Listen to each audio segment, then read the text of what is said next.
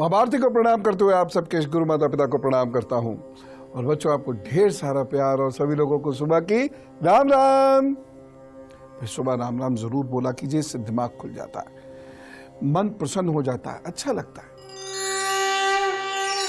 अब आज जो हम बात कर रहे हैं वो दिमाग से ही संबंधित है। देखिए, जिंदगी में कभी कभी बहुत बड़े डिसीजन सबको लेने पड़ते हैं। किसी की भी जिंदगी हो, बहुत बड़े आदमी हो, सामान्य आदमी हो, लेकिन कभी ना कभी वक्त ऐसा ज़रूर आएगा जब आपको बड़े डिसीजन लेने पड़ेंगे। जैसे घर संबंधी, नौकरी संबंधी, बच्चों के संबंधी, विवाह संबंधी, बच्चों के विवाह संबंधी, कहीं ना कहीं तो आप बड़े डिसीजन लेने में उलझेंगे ही। अब ये बड़े डिसीजन सब कोई नहीं ले सकता, इसके लिए चाहिए बुद्धि। और बुद्धि कैसी है, ये आपके हाथ पर है। अब यदि बुद्धि जो हाथ पे मैं रेखा बता, बुद्धि कमज़ोर से मतलब नहीं है, सिर्फ निर्णय क्षमता यदि आपकी कमज़ोर है तो दूसरों की सलाह लेकर निर्णय लेने की एक आदत बना लीजिएगा। और यदि वो ठीक है तो सलाह देने की भी एक आदत बना लीजिएगा। तो देखिए, होता क्या है, हम कैसे नापते हैं कि आपकी बुद्धि इस लायक है कि आप अपने निर्णय स्वयं ले सकें या आपके द्वारा लिए गए निर्णय आपके लिए नुकसानदेह सिद्ध होंगे।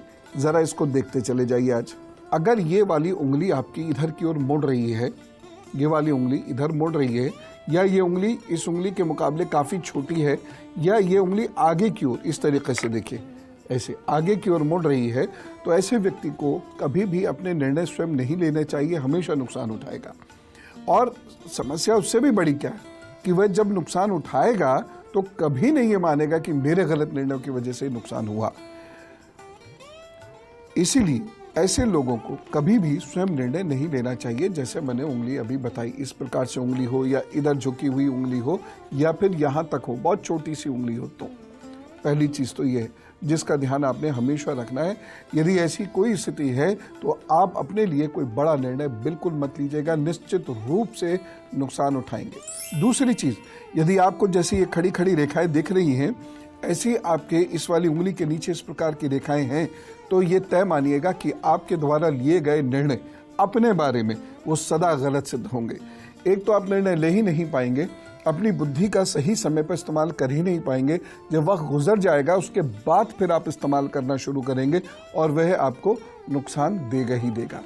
इसलिए आप थोड़ा इन चीज़ों से बचने की कोशिश करते हुए आप सीधा अपने काम पर फोकस कीजिएगा और दूसरों की सलाह से ही निर्णय लीजिएगा। ये देखिए, अगर आपकी ये रेखा इससे चले और बीच में ये आइलैंड बन गया, फिर ये आगे की ओर बढ़ रही है, तो आपके द्वारा लिए गए निर्णय से बहुत भारी नुकसान होगा और उससे आपका भविष्य भी अधर में लटक सकता है। जैसे कुछ लोग होते हैं ना, ये बिजनेस ने ये बिजनेस करना शुरू किया, शुरू में बड़ा उसमें प्रॉफिट दिखा, बड़े बेनिफिट्स दिखे, लेकिन उसके बाद क्या हुआ, भयंकर नुकसान। या कुछ लोगों ने मकान बदल लिया, भयंकर नुकसान। कुछ लोगों ने स्थान बदल लिया, भयंकर नुकसान। नौकरी बदल ली, भयंकर नुकसान। या गलत जगह शादी कर ली, जहाँ शादी नहीं करनी चाहिए थी वहाँ अचानक कुछ ऐसी भावनाएं बनी, आपने शादी कर ली और उसके बाद तो फिर बहुत ज़्यादा नुकसान हो ही गया। कई बार क्या होता है कि हमको लगता है कि एक हमारे अंदर ज़बरदस्त इंट्यूशन पावर है और जो हम सोचते हैं वो हो जाता है, लेकिन जब भी ऐसी सोच आपके मन के अंदर आए तो ज़रा गौर से ये एक दो बातें सोच लीजिएगा कि कहीं ऐसा तो नहीं आप बहुत ज़्यादा गलत सोचते हो, जो गलत सोचते हो वही हो जाता हो। ये अच्छी आदत नहीं है, क्योंकि ऐसे लोगों को अपने बुद्धि बल के प्रयोग से कभी कोई कार्य नहीं करना चाहिए। सदैव किसी की सलाह ज़रूर ले लेनी चाहिए। हाँ, आइडिया आपका हो सकता है, लेकिन फिर भी किसी की सलाह से उस आइडिया को ज़रूर जचवा लिया कीजिएगा। अगर हाथ में इस प्रकार की रेखा है, यानी ये रेखा यहाँ से उठ रही है लेकिन टूट रही है, दो तीन जगह से यहाँ से उठती हुई ये रेखा टूट रही है, तो आप सदा नेगेटिव सोचेंगे, आप नुकसान की सोचेंगे और नुकसान हो भी जाएगा। जी हाँ, फिर आपको लगेगा कि आपकी इंट्यूशन पावर तो बहुत स्ट्रांग है, कोई देवीय कृपा आपके ऊपर है। लेकिन जब आप कोई पॉजिटिव काम करेंगे या कोई पॉजिटिव अपेक्षा आपको होगी, वो नहीं होगा और उसमें आपको खासा नुकसान भी उठाना पड़ सकता है। इसलिए यदि इस प्रकार की कोई भी रेखा आपके हाथ में बने तो हमेशा बहुत कॉशियस रहिएगा और ख़ास तौर से दूसरों को सलाह देने से आप ज़रूर बचिएगा, अन्यथा बहुत ज़्यादा नुकसान होगा। एक रेखा मैं आपको इस प्रकार के दिखाता हूँ। हाथ पर कभी कभी ये रेखा बन जाती है, ठीक है ना। ये दो मुहा ये बना, ये रेखा यहाँ ही और ऐसे ये रेखा है तो तय मान के चलिए कि जिंदगी का कोई बहुत बड़ा नुकसान होगा ही आपको, आपकी वजह से। कोई और आपका कुछ नहीं बिगाड़ेगा, बस आप ही गलत डिसीजन लेंगे। तो मैं आपको बहुत महत्वपूर्ण बात इस वक्त बता रहा हूं, और अब मैं आपको वो रेखाएं दिखा रहा हूं जो आपके हाथ में हो, तो कभी भी आर्थिक निर्णय मत लीजिएगा, नुकसान होगा। पहले तो ये देख लीजिए, ये आपकी मस्तिष्क रेखा, दिमाग की रेखा ये चली, लेकिन ये बहुत छोटी है और ये दो भागों में बट रही है। तो ऐसे लोगों को कभी भी जीवन में कभी भी आर्थिक निर्णय नहीं लेने चाहिए। नहीं देख पाए, ऐसे देखिए, ये रेखा यहां से चली, छोटी थी और ये दो भागों में बढ़ गई। ऐसे लोगों को कभी भी जीवन में बड़े आर्थिक निर्णय नहीं लेने चाहिए। छोटे मोटे एक अलग बात है कि रिक्शे वाले को क्या देना है, थ्री व्हीलर को क्या देना है, गाड़ी में पेट्रोल पड़वाना है, आदि आदि। लेकिन बड़े आर्थिक निर्णय, यानी कहीं कोई इन्वेस्टमेंट करना है, कोई इंडस्ट्री लगवानी है, या किसी को कोई गिफ्ट बड़े देने हैं, तो ये डिसीजन आप कभी अकेले मत लीजिएगा, इससे आपकी सदा ही हानि होगी।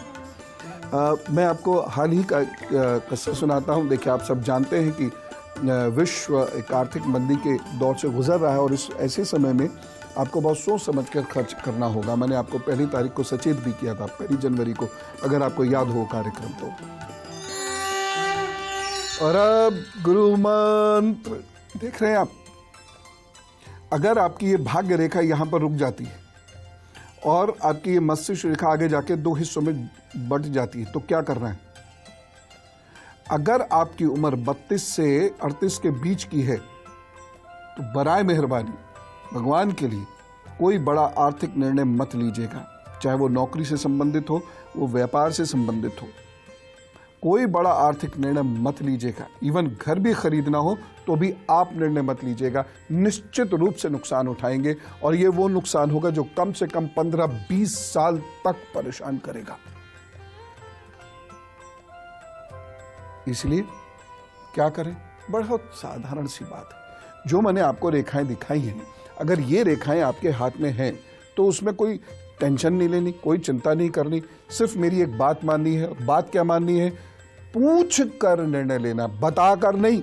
बताने में अपना उपाय काम नहीं करेगा कि मम्मी मैंने ये निर्णय ले लिया है, तुम सहमत हो, मुझे मालूम है तुम सहमत हो, इससे नहीं बात बनेगी। आपने पूछना है, मैं ये काम करना चाहता हूं, और उन्होंने कह दिया नहीं।